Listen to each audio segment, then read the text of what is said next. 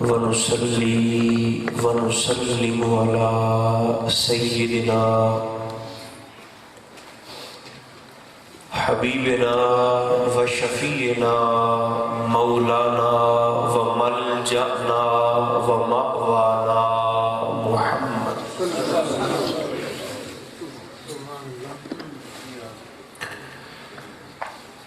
رسوله النبي الكريم الأمين المكين الحنين الرؤوف الرحيم وعلى آله الطيبين الطاهرين وعلى صحبه أجمعين أما بعد سبحان الله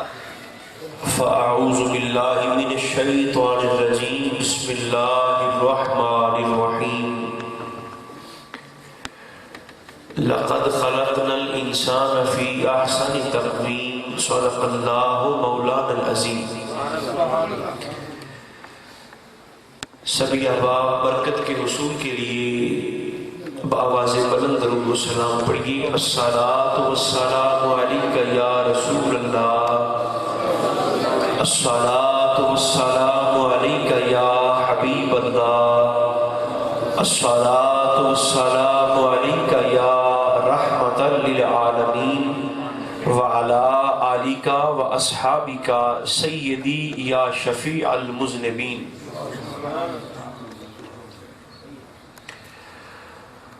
اللہ تبارک و تعالی جل مجدہ العظیم کی حمد و ثنا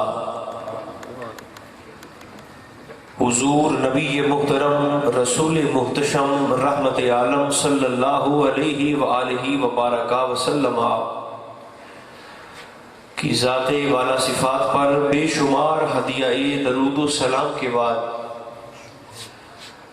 حضرات گرامی اللہ رب العزت کا شکر ہے جس نے ہماری گردنوں میں غلامی مصطفیٰ کا پٹا عطا فرمایا۔ یقیناً مبارکباد پیش کرنی چاہیے ڈاکٹر صاحب کو جنہوں نے اپنے صاحبزادہ صاحب کی شادی کی تقریب منعقد کرنے سے پہلے بطور شکرانہ ذکر مصطفیٰ کی اس محفل کو سجایا۔ مبارکباد پیش کرنے کے ساتھ ساتھ ہم سب کو یہ دعا بھی کرنی ہے کہ رب ذوالجلال اپنے محبوب کے ذکر شریف کا صدقہ اس شادی کو صحیح معنی میں خانہ آبادی بنائے اور سرکار دو عالم علیہ السلام کے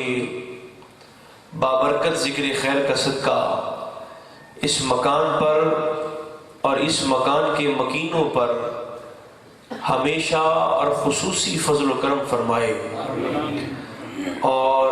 ہمہ قسم کی مشکلات سے، آزمائشوں سے، تکالیف سے، امتحانوں سے سب کو مامون و محفوظ فرمائے۔ آپ کے چہروں کی زیارت کرنے کے بعد مجھے یہ محسوس ہوتا ہے کہ آپ کو یہاں بیٹھے ہوئے کافی دیر ہو گئی۔ اگر واقعی ایسا ہے تو زیادہ دیر آپ کو بٹھانا یہاں مقصود بھی نہیں ہے، بس چند دو ضروری باتیں آپ کی خدمت میں عرض کر کے گفتگو کو اختتام پذیر کروں گا، چونکہ میری اپنی سوچ کے مطابق جو میں نے اپنی ذہن سازی کی آج گھر سے نکلتے ہوئے، یہ محفل کم از کم میرے نزدیک رسمی محفل نہیں ہے،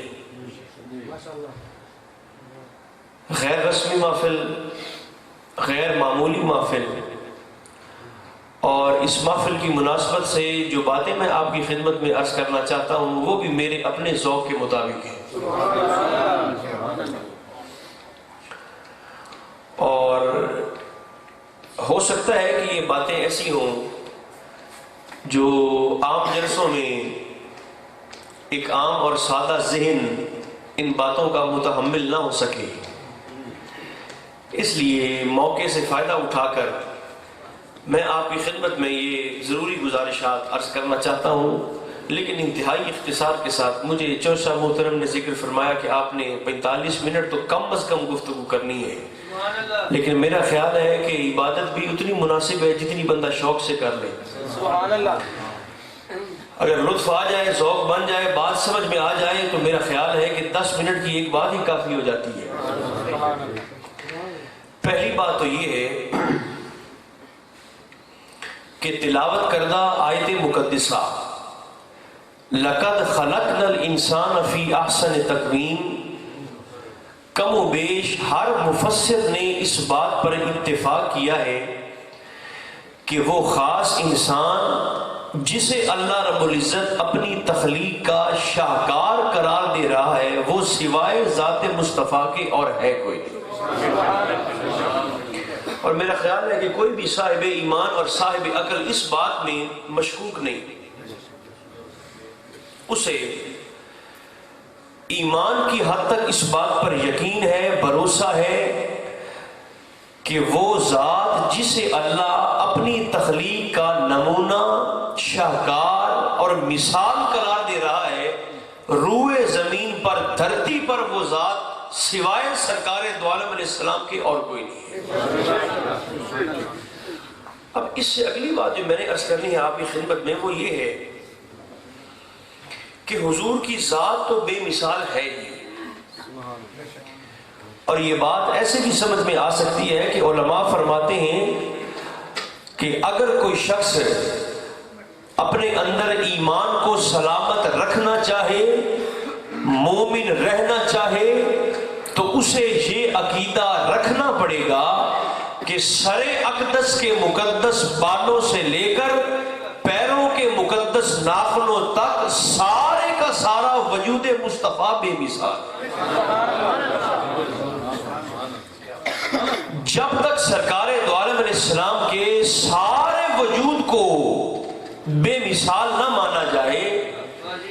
تب تک کسی بھی شخص کا ایمان مکمل کیا حاصل ہی نہیں ہو سکتا۔ ایمان آ ہی نہیں سکتا، مکمل تو تب ہونا جب پہلے ادھورا آ گیا ہو، تو پھر بعد میں مکمل ہو جائے۔ نہیں، سرکار دو عالم علیہ السلام کو بے مثال مانے بغیر، اب میں آپ کو ایمان کی مجبوری بتاتا ہوں کہ ہم نے سرکار دو عالم علیہ السلام کو بے مثال ماننا کیوں ہے؟ سرکار کیسے بے مثال ہے؟ وجود مصطفیٰ کو بے مثال ماننے سے دوستو آ گیا ایمان۔ اب حضور کو بے مثال کیوں مانا جائے؟ یہ وہ خاص بات ہے جو میں نے گھر سے نکلتے وقت اپنے ذہن میں رکھی تھی کہ میں نے آپ کو سنانی ہے آج۔ سبحان اللہ۔ حضرت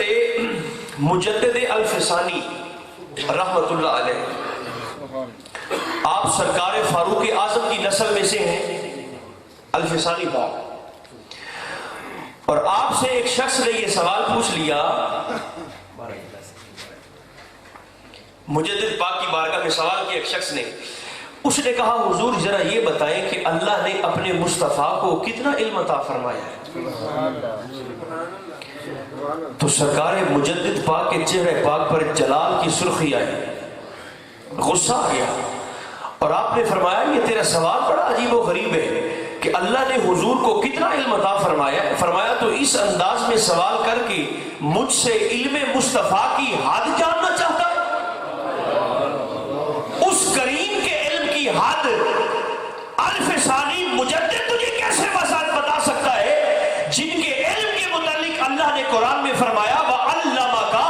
مَا لَمْ تَكُنْ تَعْلَمْ، مائے مطلقہ، حبیب آپ کو جس بھی شے کا علم نہیں تھا میں رب نے آپ کو اس ہر شے کا علم عطا فرما دیا ہے۔ اور آپ فرمایا کرتے کہ مجھ سے جب بھی کوئی بندہ ایسا سوال پوچھتا ہے نا، کتنا اختیار ہے، کتنا علم ہے، کتنی فضیلت ہے، کتنی برتری ہے، کتنا درجہ ہے، کتنی سطوت ہے، تو آپ اکثر فرمایا کرتے کہ جب بھی مجھ سے کوئی بندہ ایسا سوال پوچھتا ہے تو میری رگ فاروقی پھڑکنے لگ جاتی ہے۔ کیا فرمایا؟ میری رگ فاروقی پھڑکنے لگ جاتی ہے، اور جب رگ فاروقی پھڑکتی ہے تو پھر آپ جانتے ہیں کیا ہوتا ہے؟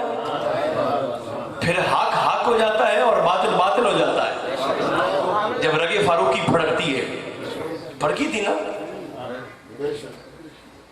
جب ایک بے ایمان کا اور ایک مسلمان کا کیس سرکار کی بارگاہ میں گیا اور اس مسلمان نے جو منافق تھا اور اسلام کا لبادہ اڑا ہوا تھا تو اس نے کہا کہ میں مسلمانوں کے آپ کے رسول کا فیصلہ نہیں مانتا، عمر زیادہ اچھا فیصلہ کرتا ہے، اس کے پاس چلتے ہیں۔ کمال ہے، آپ کے رسول نے فیصلہ کیا اور آپ ہی انکار کرتے ہیں؟ اس نے کہا جی انکار کرتا ہوں، عمر کے پاس چلتے ہیں۔ چلے سرکار فاروق اعظم کے پاس دستک دی،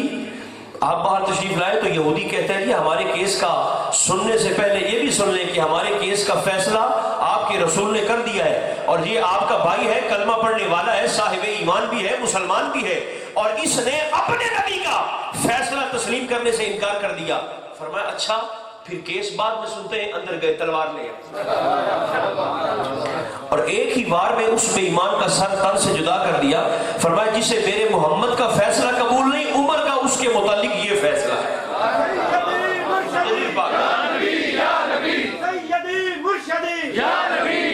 سنیے الفسانی پاک فرماتے ہیں اس پر خاص توجہ ہے، حضور علیہ السلام کا وجود شریف تو بے مثال ہے ہی، ایک ایک لفظ سننے والا ہے۔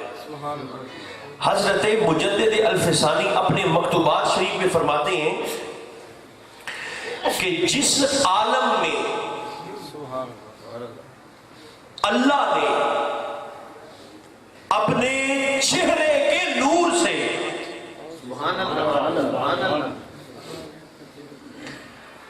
آپ نے توجہ تو بالکل نہیں کی نا، جس عالم خلق میں اللہ نے اپنے چہرے کے نور سے،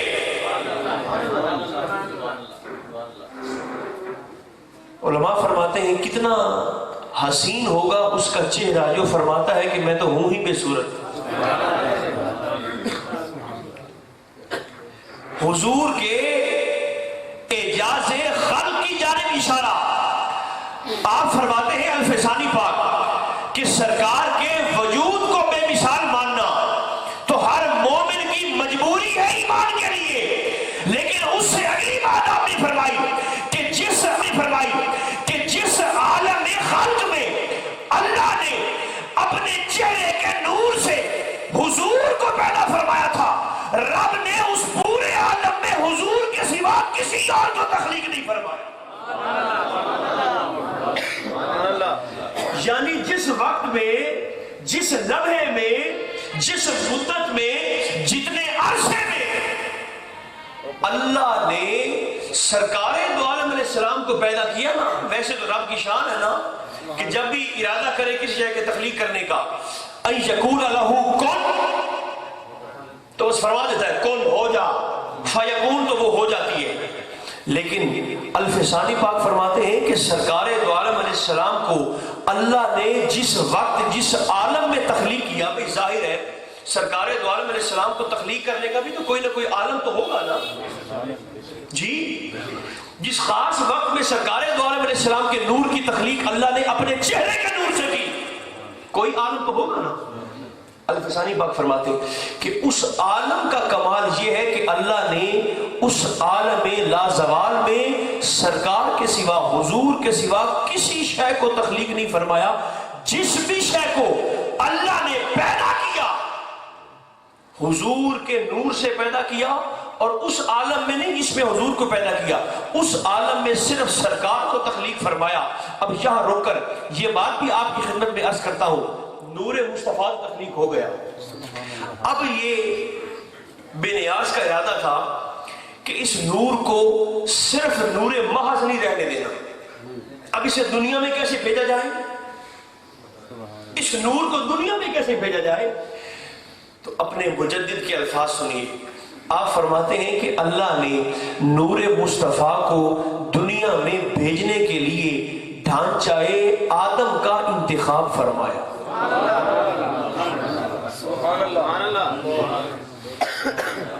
لفظ آپ نے سنے؟